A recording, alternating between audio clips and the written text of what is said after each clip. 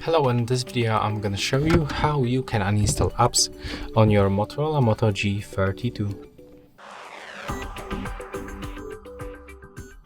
So to this you have to simply open the settings. Next you have to scroll down and open the display. Applications. So keep scrolling until you find the application. So basically it appears at the top of the list, and then click here to see all apps that you have on your phone, and then you can pick the application that you want to remove. So for example, I'm gonna get rid of the global application, so click on it once, select uninstall button, click OK, and as you can see, after a few moments we easily get rid of that application. And that's all for this video. Hope you like it.